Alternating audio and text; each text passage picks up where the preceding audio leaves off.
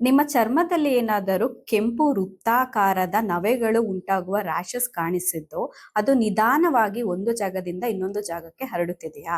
ಇದನ್ನು ನಿರ್ಲಕ್ಷಿಸಬೇಡಿ. ಇದು ಟೀನಿಯಾ ಅಥವಾ ರಿಂಗ್ ವರ್ಮ್ ಇನ್ಫೆಕ್ಷನ್ ಆಗಿರಬಹುದು.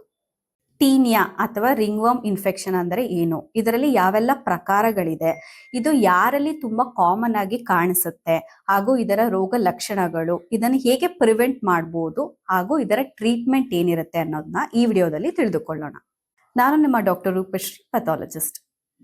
ಟೀನಿಯಾ ಅಥವಾ ರಿಂಗ್ ವರ್ಮ್ ಇನ್ಫೆಕ್ಷನ್ ಅಂದ್ರೆ ಅದು ಹುಳಗಳಿಂದ ಆಗುವ ಇನ್ಫೆಕ್ಷನ್ ಅಲ್ಲ. ಇದು ಒಂದು ಫಂಗಸ್ ನ ಸೋಂಕಾಗಿದ್ದು ಇದು 3 ರೀತಿಯ ಕಂಡೀಷನ್ ನಲ್ಲಿ ತುಂಬಾ ಕಾಮನ್ ಆಗಿ ಬೆಳೆಯುತ್ತೆ. ಒಂದು, ತುಂಬಾ ಬಿಸಿಯಾದ ವಾತಾವರಣ. ಎರಡನೆಯದು ತೇವ ಅಥವಾ ಮಾಯ್ಸ್ನೆಸ್ ಅಂತ ಏನ್ ಕರಿತೀವಿ, ಆ ತರ ರೀತಿಯಲ್ಲಿ ಇದು ತುಂಬಾ ಕಾಮನ್ ಆಗಿ ಬೆಳೆಯುತ್ತೆ. ಟೀನಿಯಾ ಇನ್ಫೆಕ್ಷನ್ ನಲ್ಲಿ ಡಿಫ್ರೆಂಟ್ ಟೈಪ್ಸ್ ಇದೆ. ಮೊದಲನೇದಾಗಿ ಟೀನಿಯಾ ಕಾರ್ಪೋರಸ್. ಇದು ದೇಹದ ಚರ್ಮದ ಭಾಗದಲ್ಲಿ ಕಾಮನ್ ಆಗಿ ಕಾಣಿಸುತ್ತೆ. ಎರಡನೆಯದು ಟೀನಿಯಾ ಕ್ರೂರಿಸ್. ಇದು ತೊಡೆಯ ಭಾಗದಲ್ಲಿ ಕಾಮನ್ ಆಗಿ ಕಾಣಿಸುತ್ತೆ. ಮೂರನೆಯದು ಟೀನಿಯಾ ಪೀಡಿಸ್. ಇದು ಶೂಸ್ ಅಥವಾ ಸಾಕ್ಸ್ ಯಾರು ತುಂಬಾ ಹೊತ್ತಲ್ಲಿ ಹಾಕ್ತಾರೆ ಅವರಿಗೆ ಕಾಲು ಭಾಗದಲ್ಲಿ ಕಾಮನ್ ಆಗಿ ಕಾಣಿಸುತ್ತೆ ಹಾಗೂ ಇದನ್ನ ಅಥ್ಲೀಟ್ಸ್ ಫುಟ್ ಅಂತ ಕರಿತೀವಿ. ನಾಲ್ಕನೆಯದು ಟೀನಿಯಾ ಕ್ಯಾಪಿಟಿಸ್. ಇದು ತಲೆ ಚರ್ಮದ ಭಾಗದಲ್ಲಿ ಕಾಮನ್ ಆಗಿ ಕಾಣಿಸುತ್ತೆ ಹಾಗೂ ಮಕ್ಕಳಲ್ಲಿ ಸಾಮಾನ್ಯವಾಗಿ ಈ ರೋಗ ಕಂಡು ಬರುತ್ತೆ. ಟೀನಿಯಾ ಅಥವಾ ರಿಂಗ್ ವರ್ಮ್ ಇನ್ಫೆಕ್ಷನ್ ಲಕ್ಷಣಗಳು ಏನಾಗಿರುತ್ತೆ ಅಂದ್ರೆ, ಒಂದು, ಇದು ತೀವ್ರವಾಗಿ ತುರಿಕೆ ಉಂಟಾಗುವ ಕೆಂಪು ಬಣ್ಣ ಬದಲಾಗುವ ರ್ಯಾಷಸ್ ಆಗಿರುತ್ತೆ. ಈ ರ್ಯಾಶ್ ನ ಕೆರಿತಾ ಇರುವಾಗ ಅದರ ಮೇಲಿಂದ ಬಿಳಿ ಚರ್ಮದ ರೀತಿಯಲ್ಲಿ ಉದುರುವಿಕೆ ಕಾಣುತ್ತೆ ಹಾಗೂ ಚರ್ಮದಲ್ಲಿ ಬಿರುಕು ಕಂಡು ಬರುತ್ತೆ. ಚರ್ಮದಲ್ಲಿ ಬಿರುಕು ಉಂಟಾಗಿ ಅದರಿಂದ ರಕ್ತ ಕೂಡ ಕಾಣಿಸಬಹುದು. ತಲೆ ಚರ್ಮದ ಇನ್ಫೆಕ್ಷನ್ ನಲ್ಲಿ ಕೂದಲು ಕೂಡ ಉದುರುತ್ತೆ ಹಾಗೂ ನಿಮ್ಮ ಕಾಲ್ನಲ್ಲಿ ಏನಾದ್ರೂ ಇನ್ಫೆಕ್ಷನ್ ಆಗಿದ್ರೆ ಈ ನೇಲ್ಸ್ ಬಣ್ಣ ಚೇಂಜ್ ಆಗಿ ನೇಲ್ಸ್ ಕೂಡ ಉದುರಬಹುದು.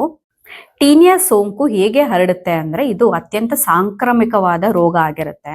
ಒಂದು, ಚರ್ಮದಿಂದ ಚರ್ಮಕ್ಕೆ ಅಥವಾ ನೀವು ಬಳಸಿದ ಟವಲ್ ನ ಇನ್ನೊಬ್ರು ಬಳಸಿದ್ರೆ ಅವ್ರಿಗೆ ಕೂಡ ಹರಡಬಹುದು. ಸೋಂಕು ಇರುವವರ ಬಟ್ಟೆಗಳನ್ನ ಹಾಗೂ ಚಪ್ಪಲಿಗಳನ್ನ ನೀವ್ ಯೂಸ್ ಮಾಡಿದ್ರೆ ನಿಮಗೆ ಸೋಂಕು ಹರಡುವ ಪಾಸಿಬಿಲಿಟೀಸ್ ಇರುತ್ತೆ ಹಾಗೂ ನಿಮ್ಮ ಮನೆಯಲ್ಲಿರುವ ಸಾಕು ಪ್ರಾಣಿಗಳಿಗೆ ಏನಾದ್ರೂ ಇನ್ಫೆಕ್ಷನ್ ಇದ್ರೆ ಅದರಿಂದ ಕೂಡ ನಿಮಗೆ ಹರಡಬಹುದು. ಸ್ಪೋರ್ಟ್ಸ್ ಆಡುವವರು ಹಾಗೂ ಜಿಮ್ ನಲ್ಲಿ ತುಂಬಾ ವ್ಯಾಯಾಮ ಮಾಡುವವರಲ್ಲಿ ಇದು ತುಂಬಾ ಕಾಮನ್ ಆಗಿ ಕಾಣುತ್ತೆ. ಏನಕ್ಕೆ ಅಂದ್ರೆ ಇದು ಬೆವರಿಂದ ಒಬ್ಬರಿಂದ ಇನ್ನೊಬ್ಬರಿಗೆ ಸ್ಪ್ರೆಡ್ ಆಗತ್ತೆ. ಟೀನಿಯಾ ಸೋಂಕು ಯಾರಲ್ಲಿ ತುಂಬಾ ಕಾಮನ್ ಆಗಿ ಕಂಡು ಬರುತ್ತೆ ಅಂದ್ರೆ, ಒಂದು, ಮಕ್ಕಳಲ್ಲಿ ಹಾಗೂ ಡಯಾಬಿಟಿಸ್ ಇರುವವರಿಗೆ ಹಾಗೂ ಯಾರು ತುಂಬಾ ಬೆವರುತ್ತಾರೋ ಜಿಮ್ ಆಡುವವರಿಗೆ ಅಥವಾ ಸ್ಪೋರ್ಟ್ಸ್ ಆಡುವವರಲ್ಲಿ ಇದು ಕಾಮನ್ ಆಗಿ ಕಂಡು ಬರುತ್ತೆ. ನೀವೇನಾದ್ರೂ ಸ್ಟೀರಾಯ್ಡ್ಸ್ ಕ್ರೀಮ್ ನ ತುಂಬಾ ಹೆಚ್ಚಾಗಿ ಯೂಸ್ ಮಾಡ್ತಾ ಇದ್ರೆ ಇದರಿಂದ ನಿಮ್ ಇಮ್ಯುನಿಟಿ ಕಡಿಮೆ ಆಗಿ ಟೀನಿಯಾ ಸೋಂಕು ಕಂಡು ಬರ್ಬೋದು. ಟೀನಿಯಾ ಸೋಂಕನ್ನು ಹೇಗೆ ಡಯಾಗ್ನೋಸ್ ಮಾಡ್ತೀವಿ ಅಂದ್ರೆ, ನೀವು ನಿಮ್ ಡಾಕ್ಟರ್ ಬಳಿ ಹೋದಾಗ ಅವರು ಚರ್ಮದ ಒಂದು ಸ್ಯಾಂಪಲ್ ಅನ್ನು ತಗೊಂಡು ಲ್ಯಾಬ್ ಟೆಸ್ಟ್ ಗೆ ಕಳಿಸ್ತಾರೆ. ಲ್ಯಾಬ್ ನಲ್ಲಿ KOH ಮೌಂಟ್ ಅಥವಾ ಫಂಗಲ್ ಕಲ್ಚರ್ ಅನ್ನೋ ಟೆಸ್ಟ್ ಅನ್ನು ಮಾಡಿ ಟೀನಿಯಾ ಸೋಂಕು ಇದೆಯೋ ಇಲ್ವೋ ಅಂತ ನಾವು ಕನ್ಫರ್ಮ್ ಮಾಡ್ತೀವಿ. ಟೀನಿಯಾ ಸೋಂಕು ಏನಾದರೂ ಮೈಲ್ಡ್ ಆಗಿದೆ ಅಂತ ಕಂಡು ಬಂದಲ್ಲಿ ನಿಮಗೆ ನಿಮ್ಮ ಡಾಕ್ಟರ್ ಆಂಟಿ ಫಂಗಲ್ ಆಯಿಂಟ್ಮೆಂಟ್ ಅನ್ನು ಕೊಟ್ಟು ದಿನಕ್ಕೆ 1 ಅಥವಾ 2 ಬಾರಿ ಹಚ್ಚೋದಕ್ಕೆ ಹೇಳ್ತಾರೆ. ಅಥವಾ ಈ ಟೀನಿಯಾ ಸೋಂಕು ಸ್ವಲ್ಪ ಹೆಚ್ಚಾಗಿದೆ ಅಂತ ಅನ್ಸದಲ್ಲಿ ನಿಮಗೆ ಓರಲ್ ಮೆಡಿಕೇಶನ್ಸ್ ಕೊಡ್ತಾರೆ. ಅಂದ್ರೆ ಟ್ಯಾಬ್ಲೆಟ್ ಫಾರ್ಮ್ ಅಲ್ಲಿ ಆಂಟಿ ಫಂಗಲ್ ಟ್ರೀಟ್ಮೆಂಟ್ ಅನ್ನು ನೀವು 1 ವಾರ ಅಥವಾ 10 ದಿವಸಕ್ಕೆ ತಗೋಬೇಕಾಗತ್ತೆ.